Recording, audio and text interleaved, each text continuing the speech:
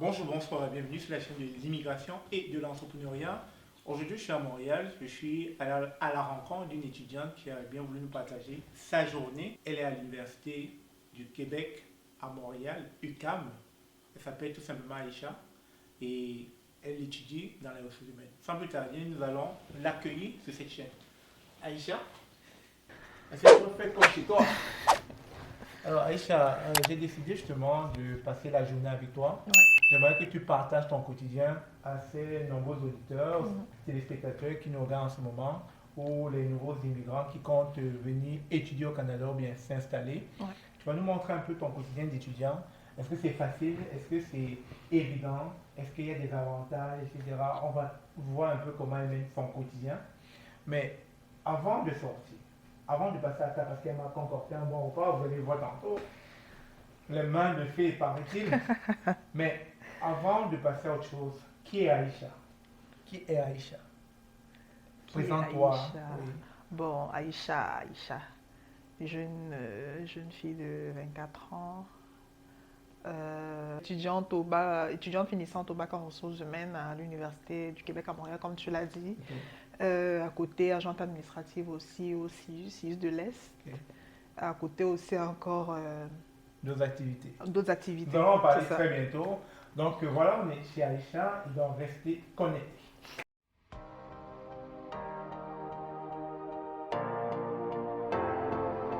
Salut, bienvenue sur la chaîne de l'immigration et de l'entrepreneuriat. Aujourd'hui, nous sommes dans la demeure de Aïcha. Elle a bien voulu concocter ce bon petit repas. Je l'ai vu à l'œuvre et puis on va savoir si elle cuisine bien. Dans quelques minutes, je vous dirai sur une échelle de 5 si voilà, elle fait bien la cuisine. Alors, Aïcha, merci de m'accueillir dans ta demeure. Ça fait plaisir. Ouais, je voulais franchement que tu participes à cette chaîne parce que donc, il y a des personnes qui nous suivent et qui forcément aimeraient savoir un peu le quotidien d'un étudiant Mhm. au Canada. Et tu fais partie de ceux-là, de Ouais. ces étudiants-là qui ont bien voulu nous partager leur quotidien. Donc, dis-moi un peu comment ça se passe, ton quotidien en tant qu'étudiant. C'est-à-dire quand tu te lèves le matin, tu te prépares pour aller en cours, est-ce que c'est compliqué au niveau du transport? Bah, Montréal est quand même accessible en transport en commun, c'est-à-dire on a des métros, on a des bus aussi, dépendamment de la, je pense que c'est plus, ça dépend souvent plus de la distance que ça te prend, le temps que ça te prend de quitter de chez toi pour l'école. Moi, personnellement, ça me prend une quarantaine de minutes en transport en commun, mais en voiture, ça se fait plutôt bien. Donc, mais c'est quand même accessible, comme j'ai dit. Il y a des stations de métro un peu de partout. Il y a des Ok. bus aussi. Mhm. Donc, je prends mon bus, j'arrive au métro et puis je prends mon métro. Dès que je sors du métro Berry, je suis déjà au campus. Ok. On n'a pas besoin de marcher. Tu marches comme 5, peut-être 10 mètres là, t'es déjà au campus. Ok.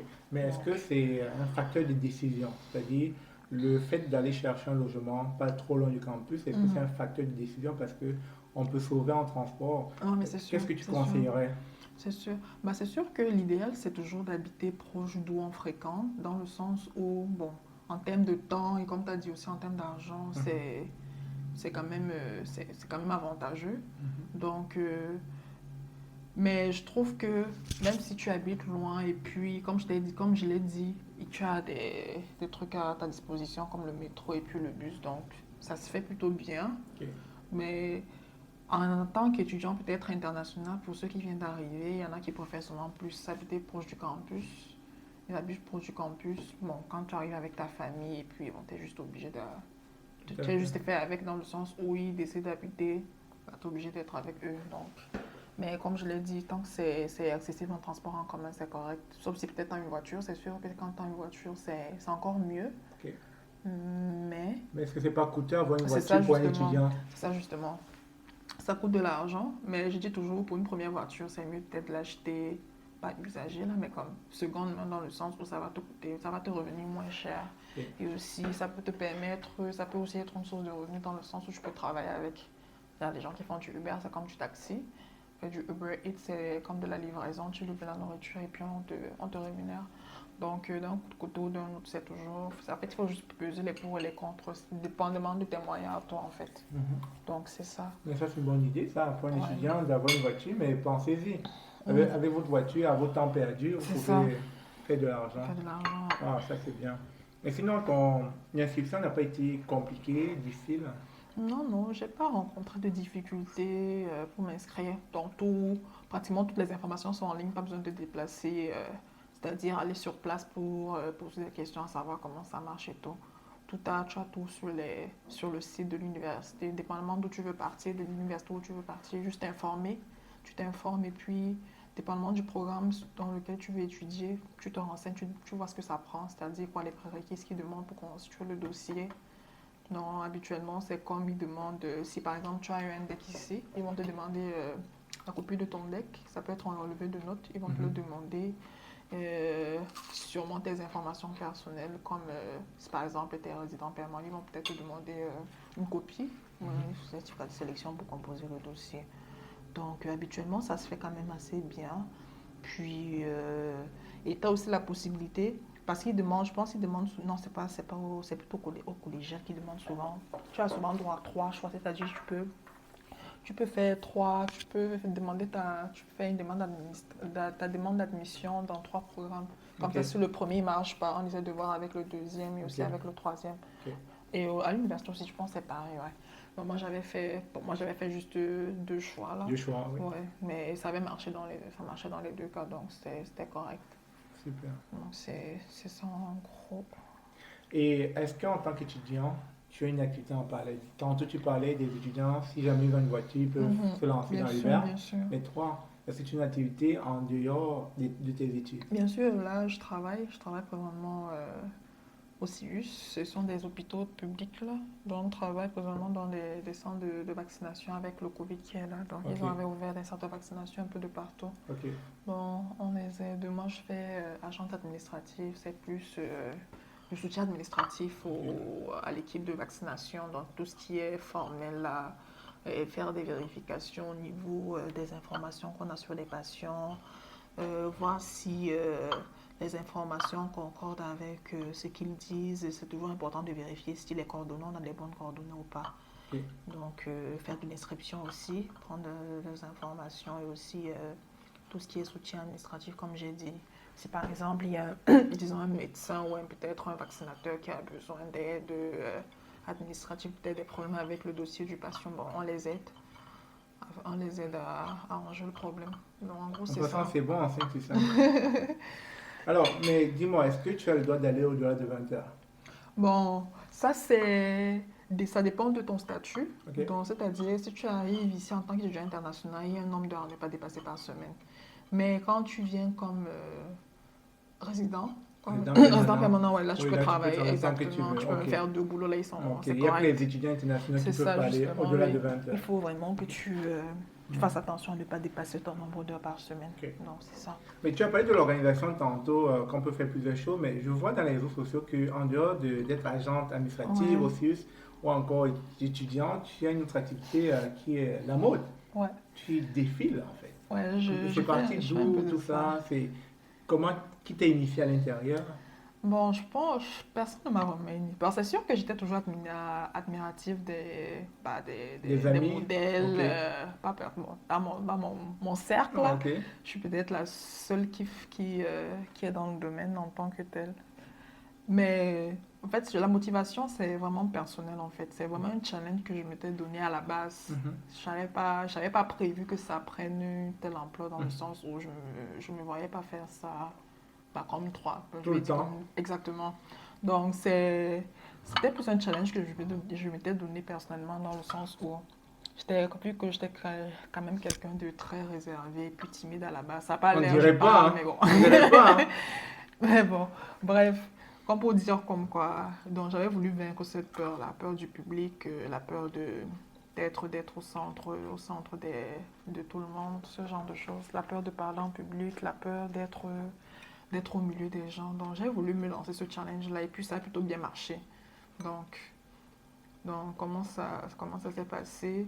C'est que le premier contrat que j'ai eu, c'était avec une capitaine même camerounaise, styliste camerounaise. C'est elle qui m'offre mon premier contrat et Ok. puis c'était pour un défilé. Ok. Elle était à la recherche de nouveaux visages et puis elle avait besoin de mannequins. Acadien, tu as dit, hein? Ouais, Aka Design, elle fait Ok. vraiment de très très très beaux vêtements.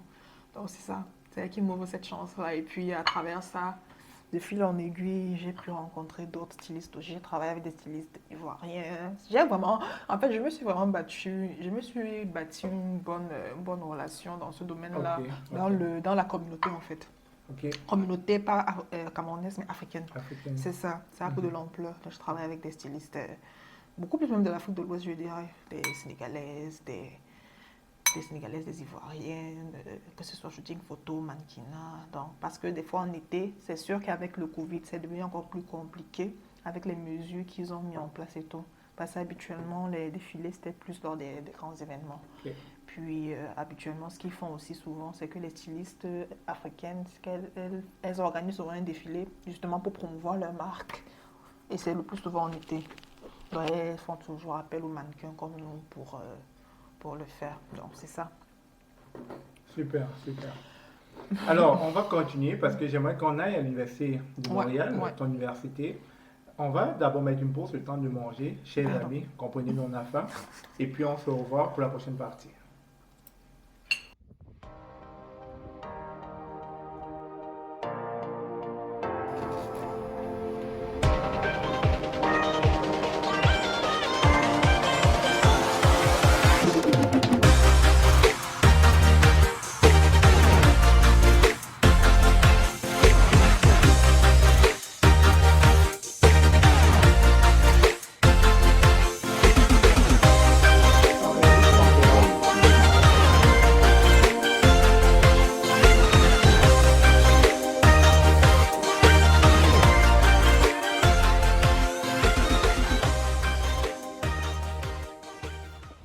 Ok, donc on est déjà ici à l'UQAM, l'un des campus, parce qu'il y a plusieurs campus normalement. On a un campus à Berry-UQAM et un autre campus à la station Place des Arts. C'est pas loin d'ici, c'est comme deux stations de Berry-UQAM. Donc on a juste là, ça s'appelle Coop UQAM. Donc c'est comme un petit magasin où vous pouvez trouver tous les livres, tous les fascicules concernant vos cours. Vous allez là-bas et puis vous achetez vos livres. Ils vendent aussi des cahiers, tout ce qui est, tout ce dont tu as besoin pour les études, quoi. Crayons, effaces, tout ça. Tu peux les trouver là-bas. Même des sacs à dos aussi, tu peux les trouver là-bas. Donc il y a plusieurs... Là, c'est le campus du sciences de la gestion. Ça, c'est vraiment même mon campus, en fait. Parce que je suis à l'UQAM, oui, mais je suis à l'ESG UQAM, École de sciences de la gestion. Donc pratiquement tous mes cours, je les fais ici. ESG UQAM, c'est ici.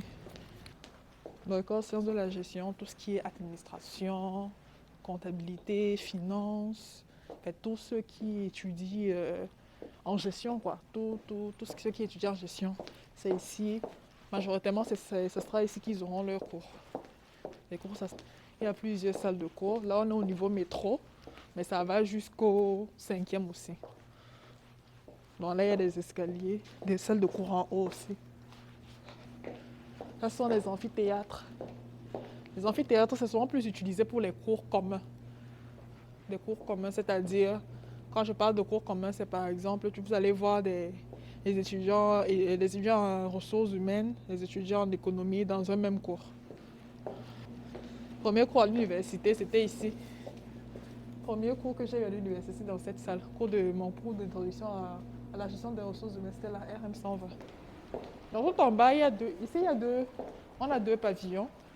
Pavillon design, DE. DE, c'est pour design. Donc tout juste en bas, jusqu'au bout, c'est d'autres pavillons, d'autres salles de cours. Donc si on descend là, on peut aller jusqu'au bout. Vous allez voir d'autres salles de cours. Moi-même, la plupart des cours en ressources humaines, même ça se passe ici, plus à De Sèvres. Pavillon de Sèvres, c'est plus ici.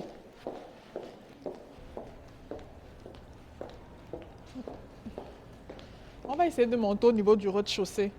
Au niveau du rez-de-chaussée, on a le registre ARIA. Donc, c'est où tu peux venir payer ta session.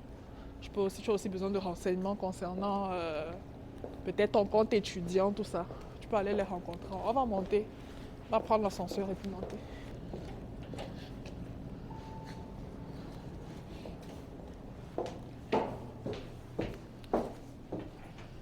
Donc, au niveau métro, quand on arrive au Deux-Sèvres jusqu'au bout, on a des salles d'informatique aussi. Plus tard, on pourra aller à la bibliothèque. Il y a une grande bibliothèque là en avant. Donc c'est ici. Ouais, le Justariat, c'est juste là. Mais je pense que le samedi, ils sont fermés. Ils ne travaillent pas le samedi. Mais habituellement, on a des personnes qui travaillent là pour aider les étudiants. Mais avec la pandémie, c'est maintenant plus, ils font aussi maintenant plus par mail. C'est maintenant plus par mail ou bien peut-être par appel aussi. On a aussi un petit restaurant universitaire juste ici. Juste là. Ils sont ouverts tous les jours. Donc, de temps en temps, après les cours, tu viens là pour manger. C'est plus bon en été parce que quand il fait froid là, c'est compliqué. Quand en été, ils mettent souvent des tables à l'extérieur. Plus on a des salles de cours, donc ça va jusqu'au, je crois, au 6e étage. Je pense que c'est jusqu'au 6e ou 7e que des salles de cours. Et c'est aussi à ce pavillon qu'on retrouve tous les bureaux les bureaux associatifs. Donc nous, on avait notre bureau 4e. À l'époque, là, quand je faisais partie de l'association des étudiants africains de l'université, on avait notre bureau 4e. C'est là-bas qu'on tenait souvent nos réunions. Bon. Avant, c'était un bureau. En face, là, c'est aussi un autre café étudiant. Ils l'ont transformé en salle d'études. Pourtant, avant, c'était pas ça. Ils ont changé. Un centre d'impression. Donc, tu viens avec ton propre ordinateur. Si tu as un PC, tu viens avec ton propre ordinateur. Donc, tu viens, il te faut la carte étudiante. Il faut que tu mettes des sous dans ta carte étudiante pour pouvoir imprimer. Tu mets ta carte étudiante là. Tu mets le montant que tu veux. Là, tu peux glisser des sous. Si ce sont des billets, tu les mets juste ici. Une fois que c'est fait, une fois que c'est confirmé, tu retires ta carte et puis tu prends ton reçu. Donc, c'est un peu comme quand tu veux charger ta carte au puce au métro aussi. C'est pratiquement le même système. Donc, c'est un peu ça. Il y a des imprimantes un peu de partout.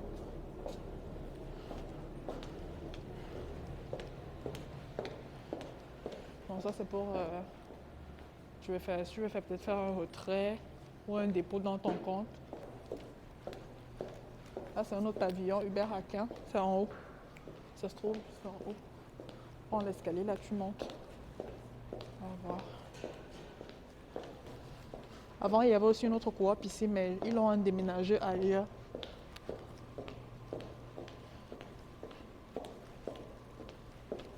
Bon, je ne sais pas si on va pouvoir entrer. Comme ils n'aiment pas souvent les bruits, là. C'est un document. Les livres que, bon, habituellement, ce que je fais souvent, parce que les livres à l'université, ça coûte vraiment cher. Donc, avant d'acheter le livre, je vais d'abord vérifier sa disponibilité à la bibliothèque. Si je trouve qu'il y a ça à la bibliothèque, je le réserve et puis je viens le chercher. Là, ça me permet de ne pas dépenser, ça réduit les dépenses en moins. Ça réduit les dépenses, donc je réserve, mais il faut les réserver rapidement parce qu'il y a plusieurs personnes qui checkent en même temps. Donc tu réserves et puis tu viens chercher. Là, tu renouvelles juste à chaque fois jusqu'à ce que la session se termine. Là, ça te limite tes dépenses. Parce que des fois, tu achètes même les livres neufs, mais pour revendre après, c'est compliqué parce qu'ils changent d'édition chaque année. Donc, c'est ça. Donc, tous les livres que vous voyez ici sont les livres réservés. Les livres réservés, ils les mettent toujours ici. Les emplois là, juste en avant. On peut entrer, je pense qu'on va pouvoir un peu entrer.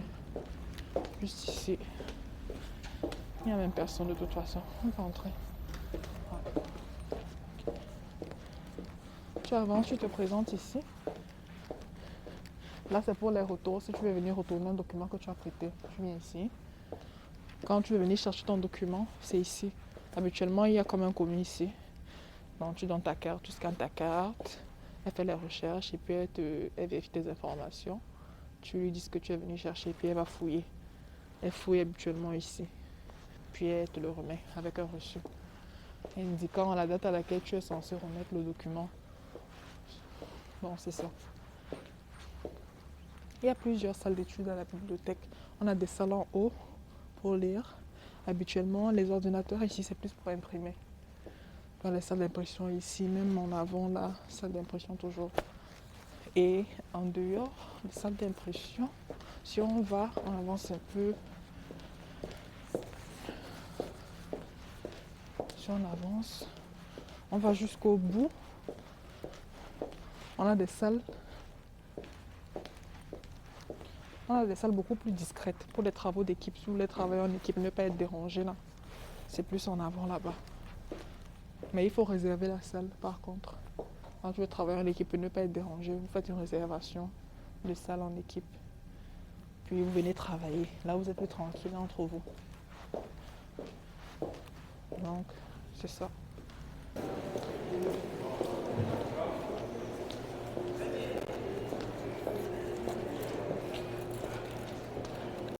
Donc, le métro, ça prend une carte opus. Il faut recharger chaque mois. Donc, ce qui est bien ici, c'est que les tarifs étudiants, il y a un tarif pour les étudiants, un tarif pour les gens normaux. Les gens normaux, quoi. Normalement, la carte opus, je pense présentement, elle est comme à pratiquement $100. Si je me trompe pas, enfin, ça fait quand même longtemps. Mais quand tu es étudiante, mais là, il faut quand même montrer il faut prouver que tu es étudiante à temps plein surtout. Parce que si tu as temps partiel, tu ne vas pas pouvoir bénéficier de ça. Il faut que tu sois étudiante à temps plein. Là, tu payes 40%, tu payes juste 60% de la carte opus. Donc là, présentement, je paye comme 55 $ au lieu de 100, pratiquement $100. Donc, c'est quand même quelque chose. Donc, tu présentes ta carte.